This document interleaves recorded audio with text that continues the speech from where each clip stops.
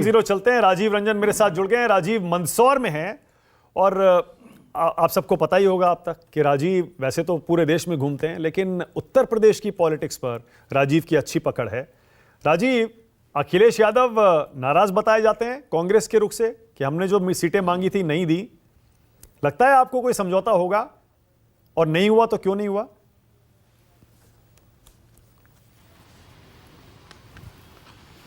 देखिए, अखिलेश यादव की पार्टी यहाँ पर है और मध्य प्रदेश में, और जो इलाके जैसा विनोद जी कह रहे थे, दो बातों से मैं उनके सहमत भी हूँ कि जो मध्य प्रदेश में जो मामला समाजवादी पार्टी का है उससे कहीं ज़्यादा मजबूत बसपा है। मानस अगर 2018 के मानक अगर आप चुनाव के नतीजों को देखेंगे तो 5% वोट बीएसपी को मिले थे और कांग्रेस को बीजेपी से 1% के आसपास कम वोट मिले थे। अगर बीएसपी चुनावी क्षेत्र में नहीं रही होती तो ऐसा माना जाता है कि कांग्रेस के सीटों की संख्या 120 से ज़्यादा रही होती, क्योंकि बहुत 1 दर्जन के करीब सीटें कांग्रेस ऐसी जगह हार गई जहां बीएसपी के कैंडिडेट थे। 2 कैंडिडेट बीएसपी के जीते, 1 समाजवादी पार्टी का जीता। 1.3% वोट समाजवादी पार्टी को मिले, जिसका कि इस चुनाव में कोई मतलब नहीं रह जाता है। दरअसल हुआ ये कि उनके 1 विधायक जीते थे और 4 अखिलेश के और 4 उम्मीदवार दूसरे स्थान पर रहे थे और वो भारतीय जनता पार्टी से हारे थे। इसी को आधार बना करके वो 2 सीटें अखिलेश यादव चाहते थे। वैसे तो दावा 5 का कर रहे थे कि 2 सीटें उनको कांग्रेस पार्टी छोड़ दे, लेकिन इसके लिए कांग्रेस तैयार नहीं हुई। अभी की बात यह है कि अभी समय बाकी है और ये कहा जा सकता है कि हो सकता है कोई बीच का रास्ता निकल जाए। लेकिन विनोद जी ने जो दूसरी महत्वपूर्ण बात कही वो ये कि ये इलेक्शन बाइपोलर है, तो इसमें मुझे नहीं लगता कि मध्य प्रदेश में कोई तीसरी ताकत कोई भूमिका निभा पाएगी। और राजीव, जमीन पर आप जितना घूमे हैं अभी तक, क्या लहर, क्या हवा दिखाई दे रही है आपको, या फिर कांटे की टक्कर है? देखिए, मानक मैं एक ये बात तो देख रहा हूं कि मध्य प्रदेश में लोकप्रियता के स्तर पर भारतीय जनता पार्टी को चाहे जो लगे, लेकिन 18-19 साल मुख्यमंत्री रहने के बावजूद भी शिवराज सिंह चौहान के खिलाफ बहुत एंटी इनकम्बेंसी हो, ऐसा मुझे दिखाई नहीं दे रहा है। और भारतीय जनता पार्टी ने जो ये कद्दावर नेताओं को मैदान में उतारने का और सांसदों को टिकट देने का प्रयोग किया है, उससे भारतीय जनता पार्टी के और जो दूसरे बिल्कुल आम मतदाता हैं वो कन्फ्यूज्ड हैं कि शिवराज सिंह चौहान की लगता है पारी खत्म हो गई। मुझे लगता है कहीं ये भारतीय जनता पार्टी का ये दांव लेना का देना ना पड़ जाए। जो दिक्कत मुझे दिखाई देती है। दूसरी बात, कांग्रेस पार्टी की लहर है और भारतीय जनता पार्टी एकदम हत्थे से उखड़ गई है, ऐसा भी मुझे दिखाई नहीं देता। ये दोनों की टक्कर मुझे कमोबेश 2018 की तरह दिख रही है जितना मैं अभी तक गया हूं, और ये कहना मेरे लिए अभी मुश्किल है। हालांकि कांग्रेस को एज इसलिए है कि बहुत सारे लोग मिलते हैं जो कहते हैं कि मैं 30 बरस का था। मैंने पहले भी आपके कार्यक्रम में बोला कि जब हम 10-12 बरस के थे तब भी शिवराज सिंह चौहान मुख्यमंत्री थे। हमारा बेटा अब 10-12 बरस का हो गया, तब भी शिवराज सिंह चौहान मुख्यमंत्री है। तो कुछ बदलाव होना चाहिए, नई सरकार आनी चाहिए। तो ये एक फैक्टर है फटीग का।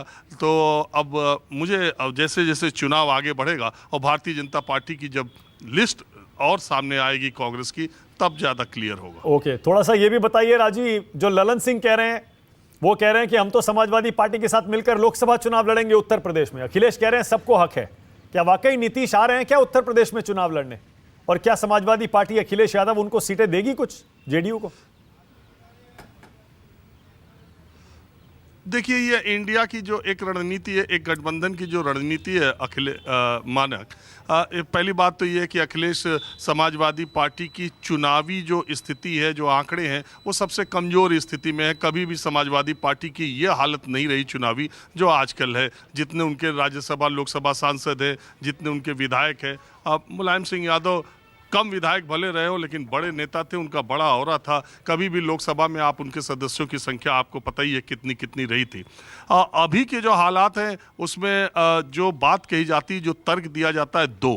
पहली बात ये कि प्रधानमंत्री नरेंद्र मोदी से सटती हुई लोकसभा फूलपुर है। फूलपुर जवाहरलाल नेहरू की लोकसभा भी रही है, लेकिन अतीक अहमद की भी रही है। तो ये वहाँ पर फूलपुर से नीतीश कुमार लड़े तो एक मैसेज जाएगा। दूसरी बात ये है कि माना यह जाता है कि अदर बैकवर्ड्स में जो सबसे ताकतवर वोट बैंक है वो कुर्मी वोटरों का है जो अपना दल के साथ है, और उसके गठबंधन की वजह से वो बनारस और आसपास करीब करीब कन्नौज तक बहुत इंटैक्ट है भारतीय जनता पार्टी के साथ। अगर नीतीश कुमार लड़ेंगे तो वो कुर्मी वोटरों में जो सेंधमारी की कोशिश होगी उससे प्रधानमंत्री नरेंद्र मोदी के संसदीय क्षेत्र में भी फर्क पड़ेगा, और बगल की सीट से भी अगर वो चुनाव लड़ते हैं तो फर्क पड़ेगा। लेकिन अगर ऐसा हुआ, मुझे ऐसा लगता है कि अगर ऐसा हुआ तो इंडिया में एक तरह से, और अखिलेश यादव को एक तरह से नीतीश कुमार को अपना नेता भी अपरोक्ष रूप से मानना पड़ेगा।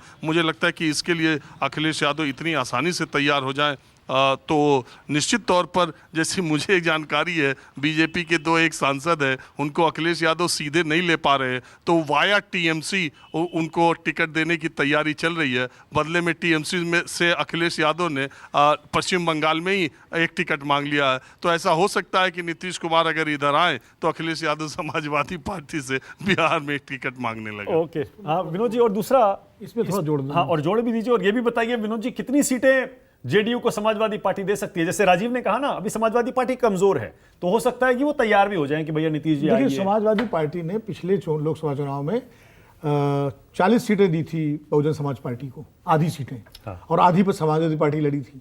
तो सीटें देने के मामले में अखिलेश जी उदार हैं। उन्होंने 2017 में कांग्रेस को 100 सीटें दे दी थी, 100 से ज़्यादा सीटें दे दी थी। आप देखिए, जब कांग्रेस की हैसियत उस वक्त 100 सीटें या 110 सीटें, 104 सीटें लड़ने की नहीं थी। तो अगर अखिलेश जी को समझ में आ जाता है कि इसका फायदा मिल सकता है पार्टी को, तो वो बहुत सीटों के मामले में, अभी तक का उनका रिकॉर्ड है, ये अड़ते नहीं हैं। देखिए, उत्तर प्रदेश का जो राजीव कह रहे थे, बिल्कुल सही बात, उनका बड़ा आकलन बड़ा सही है। मैं इसमें थोड़ा सा जोड़ूंगा ये कि चौधरी चरण सिंह के जमाने से जो पिछड़ों का एक गठबंधन था, जिसमें यादव और कुर्मी, खासकर मध्य उत्तर प्रदेश, तराई और पूर्वी उत्तर प्रदेश में, ये एक मजबूत गठबंधन था। और मुलायम सिंह जी के समय भी बेनी प्रसाद वर्मा, आपके नरेश उत्तम तो अभी भी इनके जो है अध्यक्ष हैं प्रदेश के, और भी कई कुर्मी नेता थे, जंग बहादुर पटेल वगैरह, जो बाकायदा जो है समाजवादी पार्टी में थे, बीएसपी से आकर के आए थे। और कुर्मी जो है यादवों के बाद पिछड़ों में नंबर 2 की जाती है उत्तर प्रदेश। बिहार में वो 3% से कम है, जो बिल्कुल ताजी जनगणना के आंकड़े आए हैं। लेकिन उत्तर प्रदेश में 7-8% माना जाता है वो है।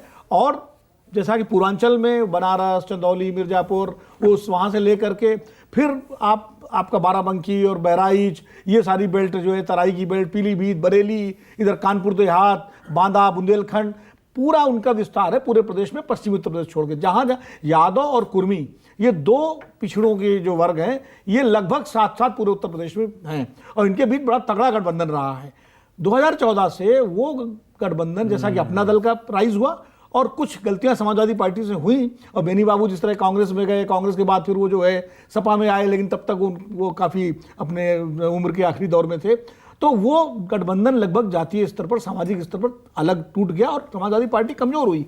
अगर नीतीश जी को अखिलेश जी उत्तर प्रदेश में लेके आते हैं, तो बहुत उम्मीद है कि एक बार वो अलायंस, सोशल अलायंस की मैं बात कर रहा हूं, वो बने। और कुर्मी, देखिए बीएसपी का वोटर जो है, अभी शिवम जी कहेंगे इस बात को कि नतीजा कुछ नहीं निकला, बीएसपी का वोटर समाजवादी पार्टी के लिए ट्रांसफरेबल नहीं है, क्योंकि उनके अपने झगड़े का बड़ा इतिहास है, वो एक अलग। लेकिन कुर्मी वोटर जो है वो ट्रांसफर हो सकता है, बशर्ते नीतीश जी को अगर किसी बड़ी भूमिका के तहत उत्तर प्रदेश से चुनाव लड़वाया जाए, तब ये स्थिति। और ये अब इंडिया गठबंधन कैसे करेगा वो जाने, या अखिलेश जी उसको कैसे करेंगे, ये उनकी रणनीति होगी। लेकिन ये एक मामला बन सकता है। और फूलपुर और मिर्जापुर और ये आपका चंदौली, ये ऐसे क्षेत्र हैं जहाँ बनारस तो खैर प्रधानमंत्री जी लड़ेंगे, तो वहाँ से तो नीतीश जी नहीं लड़ेंगे, और वो लड़ना भी नहीं चाहिए, क्योंकि प्रधानमंत्री जी की लोकप्रियता उनके सामने इतना आसान नहीं है उनको करना। तो मुझे लगता है वो अरविंद केजरीवाल नहीं है कि जाके बनारस में जाके कूद जाएं। तो मुझे लगता है कि ये अगर दांव समाजवादी पार्टी चलती है, और जेडीयू जैसा ललन सिंह ने कहा है, तो एक चुनौती तो खड़ी होगी। ओके।